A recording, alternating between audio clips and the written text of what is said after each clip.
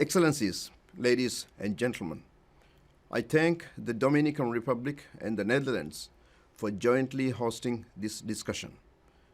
The topic is most apt.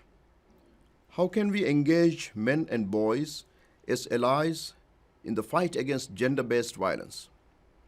Violence against women and girls is violence, full stop. It is not somebody else's problem. This is our collective problem and one that we cannot tolerate.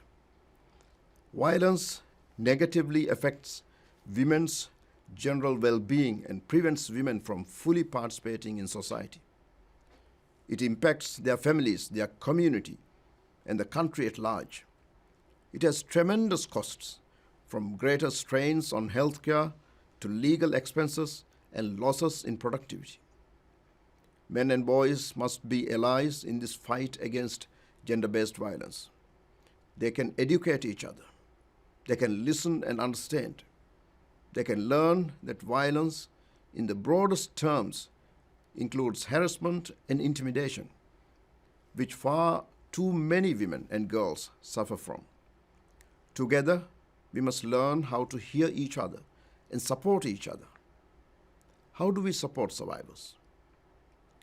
Ladies and gentlemen, it starts with each and every one of us. We must each take a stand and speak up.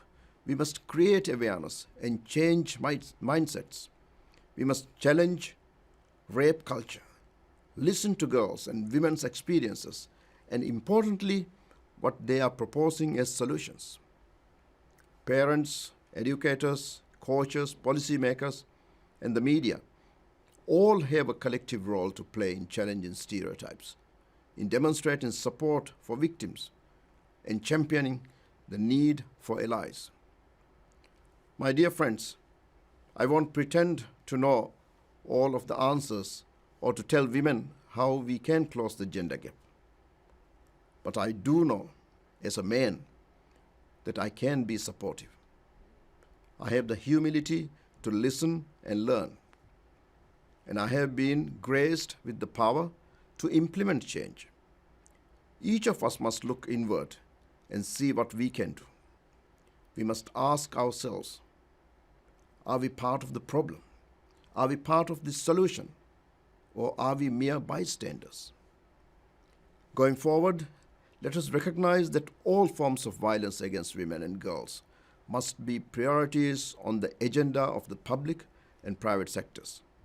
We need to eliminate harmful stereotypes and cultural norms that allow violence to be tolerated.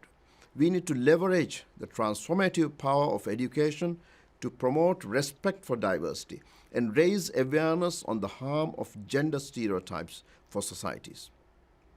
As President of the General Assembly, I commit to do everything I can to eliminate violence against women and to engage men and boys to do the same. I thank you.